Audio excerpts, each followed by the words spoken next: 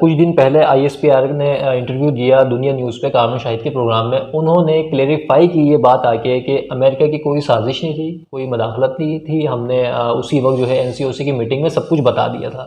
اور ایک بات اور انہوں نے کہی کہ معیشت کا جو اس وقت حال ہے یا جو 2020 سے چل رہا ہے, تو ہم نے اپنے بجٹ میں کوئی اضافہ نہیں کیا بلکہ ہم نے اپنا بجٹ کم کیا ہے, اور جو ڈالر جس طرح گرا ہے اس کی وجہ سے بھی بجٹ ہمارا کم ہوا ہے. تو اس قربانی کو بھی آپ کیسے دیکھتے ہیں, فوج کی قربانی کو جو انہوں نے بجٹ کے حوالے سے کیا ہے؟ میں بہت کم اس طرح کی چیزوں پر تبصرہ کرتا ہوں. جنرل افطار بابر بہت سادہ لو آدمی ہیں, اور جو بات کہتے ہیں سادگی سے کہتے ہیں, جھوٹ نہیں بولتے, ایمانداری سے کہہ دیتے ہیں. لیکن جس سادگی سے انہوں نے سازش کی جگہ پر مداخلت کا لفظ لگا کر ہمارے گلے میں ایک مصیبت ڈالی ہے, وہ مصیبت کافی دیر تک چلتی رہے گی اور وہ ہمارے لیے ایک بڑا مسئلہ رہے گی. اور انہوں نے سمجھا تھا کہ میں نے گلو خلاصی کرا لی ہے پاکستانی قوم کی. انہوں نے پاکستانی قوم کے گلے میں ایک مصیبت ڈالی. اور جنرل افتخار بابر اس وقت ظاہر سرونگ جنرل ہیں اور اس وقت تو آئی ایس پی آر کے ہیڈ ہیں اور بہت قابل احترام ہیں, لیکن انہوں نے یہ سب کچھ کیوں کیا, اس کا بھی کوئی سبب ہوگا, اور یہ بھی کبھی نہ کبھی کھلے گا کہ انہوں نے سازش کے لفظ کو جو ہے وہ مداخلت میں کیسے تبدیل کیا. مداخلت کا ہمیں پتہ ہے, پوری تاریخ ہے پاکستان کے اندر مداخلت کی, اس کی اگر ہم تاریخ بیان کریں گے تو ہم شرم سے پانی پانی ہو جائیں گے. ہم نے جو کچھ بھی کیا ہے ہم نے عالمی اسٹیبلشمنٹ کے اشاروں پر کیا ہے اور ہمیشہ کیا ہے, اور ہم نے اپنے ہی ملک کو جتنا نقصان پہنچایا اس کی پوری ایک تاریخ ہے, ایک الگ تاریخ ہے. میرے خیال میں جنرل افتخار بابر صاحب کا احترام اپنی جگہ پر, لیکن انہوں نے ہمارے گلے میں ایک مداخلت کا لفظ بوجھ کی طرح ڈالا ہے اور وہ ہمیں پریشان کرتا رہے گا, اور اس کٹھ پتلی کو ایک اور موقع دے گا کہ وہ ہوا میں اڑتا جائے اور کہے کہ دیکھیے مداخلت جو سازش ہوتی ہے, سازش ہی تو مداخلت ہوتی ہے. اچھا سر, عمران خان صاحب جو لانگ مارچ لے کر آئے تھے 25 تاریخ کو, اس میں جو انہوں نے سوچا ہوا تھا جلد سے دیکھ کے اپنے مومنٹم جو ان کا بنا ہوا تھا کہ لوگ نکلیں گے, انقلاب آئے گا, اس تعداد میں لوگ نہیں نکل پائے. پھر ان کے اپنے جو وزیر اعلیٰ تھے پنجاب کے, وہ کہیں نظر نہیں آئے دھرنے میں, اور بھی بڑی بڑی شخصیات تھی جو نظر نہیں آئی. تو اب وہ وہاں سے واپس چلے گئے. اس اگلے دن سپریم کورٹ نے جو آرڈر دیا تھا, اب وہ دوبارہ آنے کا کہہ رہے ہیں. تو جب دوبارہ آئیں گے تو ان کا جو مطالبہ ہے ارلی الیکشن کا, کیا وہ حاصل کر پائیں گے؟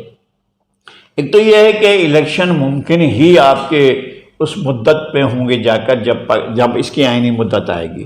اس سے پہلے الیکشن نہ ہو سکتے ہیں, نہ ان کے ہونے کے آثار ہیں, نہ ہونے چاہیے, اور وہ چاہے کچھ بھی کہتے رہیں. اور اس وقت تو ایک مومنٹم انہوں نے بنایا تھا اور سمجھا یہ جا رہا تھا کہ خان نے پاکستان کو پتہ کر لیا. پھر پاکستان ان کی اوقات کا پتہ چل گیا, ان کی طاقت کا پتہ چل گیا, اور پھر یہ بھی بتایا ہے کہ اگر حکومت جس حکومت کے گھوڑے پر سوار ہو, اگر وہ گھوڑا نہ بھی بیٹھنے دے رہا ہو, تو جو سوار ہو گیا ہے وہ پھر اس کو چلانا بھی جانتا ہے, اس کے اختیارات کو استعمال کرنا بھی جانتا ہے. رانا ثناء اللہ وزیر داخلہ تھے, تو انہوں نے اپنے آپ کو ثابت کیا اور انہوں نے ثابت کر دیا کہ ٹھیک ہے, جہاں سے تم گزرنا چاہو گے وہاں سے. لیکن یہ جو کہتے ہیں کہ ہمارے تو لوگ نکلنے کے لیے تیار تھے, آ رہے تھے, لیکن جو رانا ثناء اللہ نے حرکتیں کی, جگہ جگہ روکا, پولیس والے کھڑے کیے, تو اس لیے لوگ نہیں نکل پائے. تو جن کو نکلنا ہوتا ہے وہ نکلتے ہیں, جن کو جانا ہوتا ہے وہ کہتے ہیں کہ جی دیکھیں گرمی بہت ہے, میرا بھائی خراب ہو گیا, انقلاب تو نہیں آ سکے گا. تو ایسے لوگ نہیں آتے ہیں, وہ نہیں آئیں گے.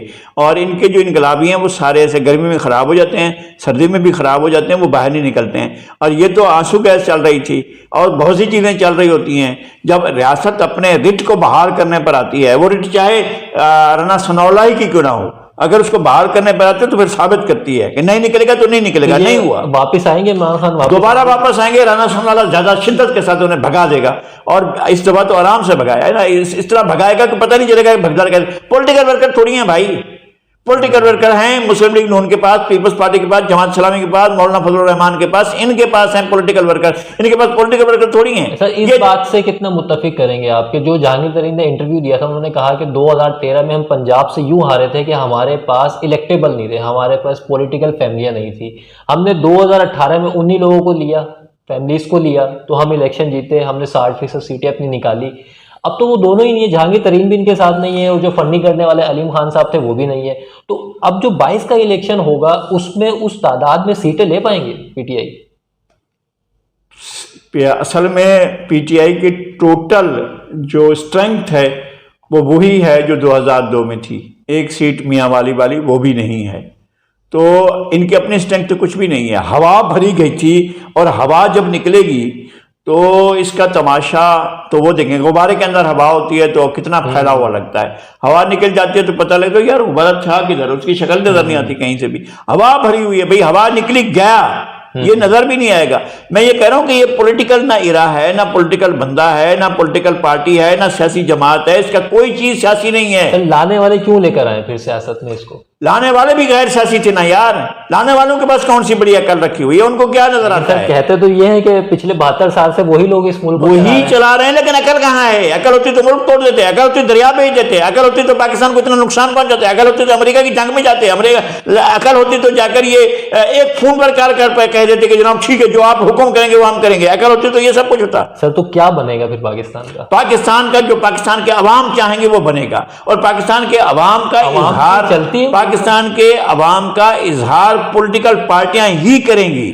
یہی پارٹیاں ہوں گی, یہ خراب پارٹیاں ہیں, یہ کرپٹ پارٹیاں ہیں, یہ فتح کی ہوئی پارٹیاں ہیں. ان کو اسٹیبلشمنٹ نے مار مار کر بے ہوش کیا ہوا ہے, اس کے باوجود انہیں پولیٹیکل پارٹیوں میں سے لوگ نکل کر آئیں گے. یہ جو کچھ نیا پالا گیا وہ کچھ بھی نہیں ہے. یہی جماعت اسلامی ہوگی, میں اس کو پولیٹیکل پارٹی مانتا ہوں. JUI ہوگی, میں اس کو پولیٹیکل پارٹی مانتا ہوں. نیشنلسٹ پارٹیاں ہیں, ان کو میں پولیٹیکل پارٹی مانتا ہوں. جو قوم پرست پارٹیاں ان کو پاکستان پیپلز پارٹی میں پولیٹیکل پارٹی مانتا ہوں. بھائی نواز شریف آ رہے ہیں وطن واپس؟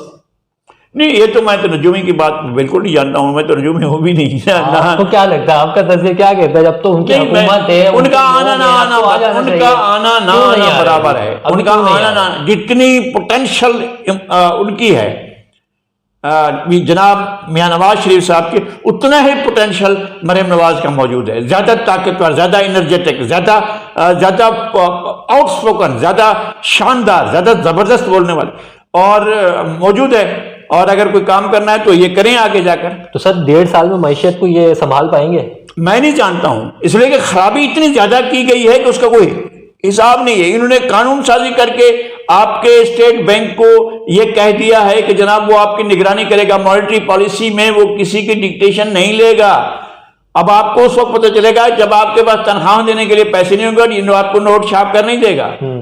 آپ کو یہ صورتحال لگے کہ آپ کی فسکل پالیسی وزارت خزانہ جو ہے وہ ڈائریکٹ IMF چلا رہا ہے, آپ کا اسٹیٹ بینک ڈائریکٹ IMF چلا رہا ہے, تو آپ چلیں گے کیسے؟ سر ایک اہم سوال, کل مصدق ملک نے پریس کانفرنس کی 1-2 دن پہلے. انہوں نے کہا کہ برطانیہ میں ایک شخص کو پکڑا گیا جس کے پاس سے پیسے نکلے. وہاں پہ پاکستانی گورنمنٹ سے کوئی گیا, انہوں نے جا کے ان سے ڈیل کی, ڈیل کر کے یہ کہا کہ بھائی یہ پیسے فلاں جگہ پہ جمع کروا دو. جو اس بندے کا نہ کہیں تو میں نام لے دوں ان کا, ملک ریاض صاحب, جو جن کا کراچی بھیجے کا کیس چل رہا ہے سپریم کورٹ میں, ان کا جو سیٹلمنٹ ہوا تھا 460 ارب کا, تو 55 ارب روپے ان کے پکڑے گئے, 55 ارب ڈالر کے وہ اکاؤنٹ میں وہاں جمع کرواتے. اس پہ پھر انہوں نے پریس کانفرنس میں یہ کہا کہ بھائی جو میٹنگ کرنے گئے انہوں نے جا کے ڈیل کی, انہوں نے کہا ہمیں یہاں پلاٹ دے دو, یہ جگہ دے دو, پیسے لیے, پلاٹ لیے, 5000 روپے عمران خان نے بھی لیے. تو اس کو کس طرح دیکھتے ہیں آپ؟ اس کی تحقیقات ہونی چاہیے, اس کی ایک چیز سامنے آنی چاہیے. یہ مصدق ملک صاحب نے کہا ہے, کوئی اور چیز کہتا ہے. ہم ایک دن ویڈیو سنتے ہیں اس میں کوئی اور چیز سنائی جاتی ہے, آڈیو سنتے ہیں اس میں کوئی اور بات سنائی دیتی ہے. تو ایک پارٹیاں ایک دوسرے کے اوپر آڈیو فیک تو نہیں ہے سر یہ؟ نہیں, میں کیسے کہہ سکتا ہوں, میں نے فورینزک آڈٹ نہیں کروایا ہے, میں نے اس کو دیکھا بھی نہیں ہے. میں یہ کہتا ہوں کہ جس چیز کا میں نے کبھی سنی بھی نہیں ہے. میں ویسے بھی خواتین کا احترام کرتا ہوں, اگر بیٹیوں کو استعمال کیا جا رہا ہو کسی بھی سیاست میں, کسی بھی سیاسی اغراض و مقاصد کے لیے, تو میں اس کے حق میں نہیں ہوں. میں یہ کہتا ہوں کہ یہ کیسے ہو سکتا ہے کہ آپ کسی کے اوپر آگے ثبوت لے کر آئیں, میں اس پر بات کروں گا, میں ضرور بات کروں گا کہ جی ثبوت ثابت ہو جائے کہ یہ فلاں کی آواز ہے اور فلاں نے یہ بات کی ہے اور اسی سیکوینس میں کی ہے. ایسے تو بہت سی چیزیں ہو سکتی ہیں, میری آواز جا کر لے کر کہیں کہ جناب یہ تو نذیر لداری بول رہا تھا اور ایسے بول رہا تھا, اور لوگ مان بھی لیں گے. صحیح. سر آخری سوال بس یہ کہ بلاول کو وزیر اعظم بنتا ہوا آپ کب دیکھ رہے ہیں؟ نہیں, میری یہ خواہش نہیں ہے کہ کون وزیر اعظم بنے کون وزیر اعظم نہ بنے. پاکستان کو آگے بڑھتا ہوا, آگے گو فارورڈ, یعنی ایک دور گزر چکا ہے بھائی ایک دور گزرا ہے جو آج سے تقریباً 25-30 سال پہلے گزرا ہے، وہ تھا کوڈ وار کا دور، اور کوڈ وار 50 سال تک لڑی گئی ہے، اور اس کوڈ وار میں ہر گھر میں لڑی گئی، ہر جگہ پر لڑی گئی۔ وہ روایتی جنگ تھی، وہ غیر روایتی جنگ تھی، وہ جو ہے تعلیمی محاذ پر تھی، غیر تعلیمی محاذ پر تھی، وہ مذہبی محاذ پر تھی، غیر مذہبی محاذ پر تھی، وہ نفسیاتی محاذ پر تھی، غیر نفسیاتی محاذ پر تھی۔ وہ جو ہے وہ آپ کے ہر سیکٹر میں، ہر زندگی کے ہر شعبے میں وہ لڑی جا رہی تھی، اور امریکہ اس جنگ کو سپانسر کر رہا تھا۔ اس جنگ کا باقاعدہ بجٹ ہوا کرتا تھا، جس کو پال نیٹشے نے 50-40 سال تک اس کو ڈائریکٹ اپنی نگرانی میں رکھا۔ صدر کوئی بھی ہو، ریپبلکن ہو، ڈیموکریٹ ہو، وہی اس کو چلا رہا تھا، اور ہم اس کے ایک اعلی کار تھے۔ پاکستان کو ایک اعلی کار کے طور پر استعمال کیا گیا تھا جنگ کے اس ایرا سے نکل ہے۔ ہم پاکستان بطور نیشنل اسٹیٹ، بطور قومی ریاست ہم اپنا ایوولوشن کر رہے ہیں، ہم ایک قومی ریاست کے طور پر اپنا اثبات کر رہے ہیں، اور یہ بونے چھوٹے ٹچو سیاستدان جو آ کر کہہ رہے ہیں کہ ہم پاکستان کا کر رہے ہیں، وہ نہیں کر رہے ہیں۔ پاکستان کے عوام ہیں جو اصل پوٹینشل ہیں، پاکستان کے لوگ ہیں، پاکستان کے صوبے ہیں، پاکستان کی تاریخ ہے، پاکستان کے صوبوں کا مسلسل جو ان کا وجود ہے وہ پاکستان کا اثبات کرتا ہے۔ ہم اس کے ساتھ چاہ رہے ہیں کہ پاکستان اپنی پورے پوٹینشل اور قوت کے ساتھ اور جوہر کے ساتھ آگے بڑھے، اور دنیا کا بہت ترقی یافتہ ملک بنے، اور اس کے اندر یہ پوٹینشل موجود ہے۔ وہ اس زمانے سے نکلے جو کوڈ وار ایرا کا تھا، ہمارے اثاثے بھی سارے کوڈ وار کے تھے، ہمارے پاس چیزیں بھی ساری کوڈ وار کی تھیں، ہمیں سب کچھ دیا بھی کوڈ وار کی وجہ سے جا رہا تھا۔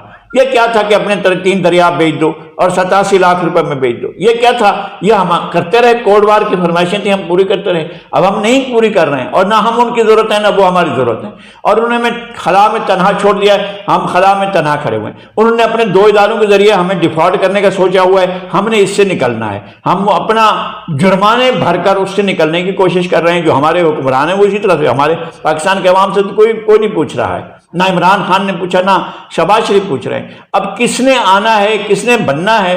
پاکستان بطور نیشن اسٹیٹ کے طور پر، ایک ویلفیئر نیشنل اسٹیٹ کے طور پر پاکستان اگر ایمرج ہو کر آتا ہے تو ایک بڑی طاقت کے طور پر آئے گا، اور میں اس پوٹینشل کو سمجھتا ہوں، اور اگر کوئی اس کو نہیں سمجھتا ہے تو وہ بہت غلطی کرتا ہے۔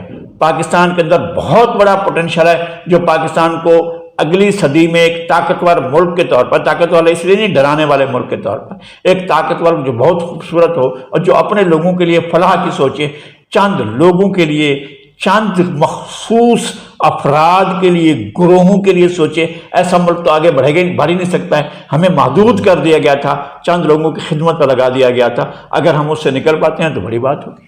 جی ناظرین، آپ نے لغاری صاحب کا تجزیہ سنا، لغاری صاحب کا کیا کہنا تھا موجودہ پولیٹیکل صورتحال پہ اور آنے والے وقت کے حوالے سے۔ ہم لغاری صاحب کو شکریہ ادا کریں گے، لغاری صاحب نے ہمارے چینل کے لیے وقت نکالا۔ لغاری صاحب بہت بہت شکریہ، تھینک یو ویری مچ۔ ملتے ہیں کسی نئے پروگرام میں نئے گیسٹ کے ساتھ، شکریہ۔